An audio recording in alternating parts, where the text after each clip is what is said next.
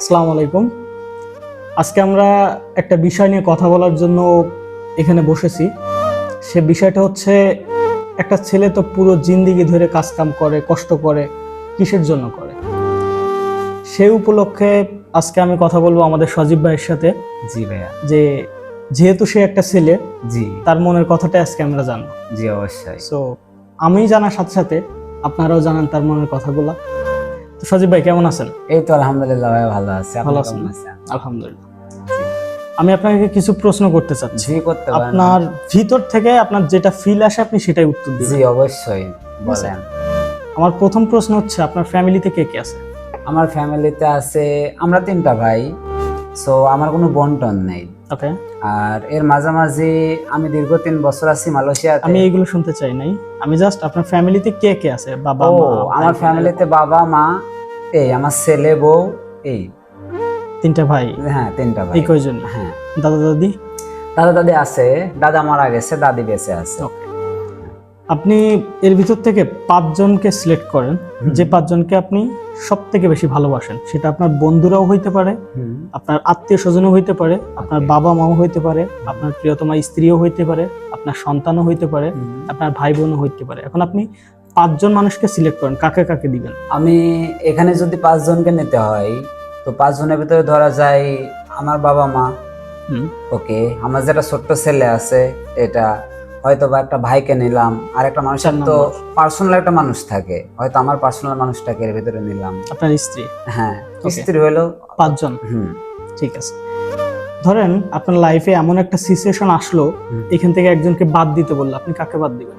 এখন যদি আমাদের চলার পথে এমন কিছু একটা করতে হয়, তো এখানে তো অনেক কিছু ভাবার প্রয়োজন আছে। যে 5 জনের ভিতরে আপনি বলতেছেন একজনকে বাদ আপনাকে দাও। একজনকে বাদ দিতে হবে।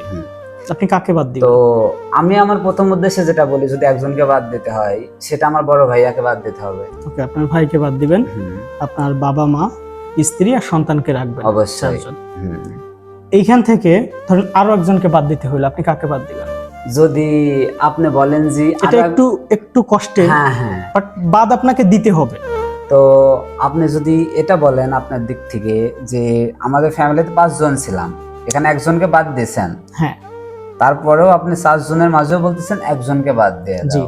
ওকে, তো এখানে যদি এখন বাদ দিতে হয় সমন্বয় অনুযায়ী, আমার বলে পরে আমার যে বন্ধু আছে একটা, মানে পার্সোনাল লোক। আপনার বাবা মা, স্ত্রী আর সন্তান 4জন আছে।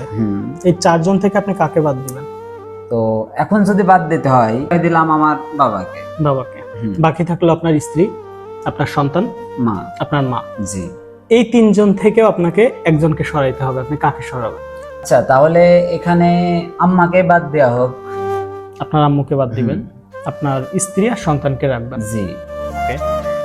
এখন যদি আরো একবার আপনাকে বলা হয় যে আপনি এই 2জন ব্যক্তির থেকে আপনি কাকে বাদ দিবেন, আপনার লাইফের সব থেকে গুরুত্বপূর্ণ কোশ্চেন হচ্ছে এটা। মনে করেন আপনার জীবন মরণের এ প্রান্তে মরণ, এই প্রান্তে জীবন, আপনি এরকম অবস্থা আপনি কাকে রাখবেন? তো এখন এখান থেকে বলতে গেলে আবার সন্তানকে বাদ দেওয়া হোক। সন্তানকে বাদ দিবেন। আপনি লাস্ট ফিনিশিং এ আপনার স্ত্রীকে রাখছেন। হ্যাঁ, স্ত্রীকে রেখে দিলাম। আচ্ছা, আপনি এখন এইটুকুর ব্যাখ্যা আপনি দেন যে 5জন মানুষ আপনি নিয়েছিলেন, আপনার ভাইকে প্রথম বাদ দিলেন, তারপর আপনার বাবাকে বাদ দিলেন, তারপর আপনার আম্মুকে বাদ দিলেন, তারপর আপনার সন্তানকে বাদ দিলেন, লাস্ট ফিনিশিং আপনার কাছে আপনার স্ত্রীকে রাখলেন। তো এই 5জনকে ক্যাটাগরি অনুযায়ী বাদ দেওয়ার কোনো ব্যাখ্যা আছে আপনার কাছে?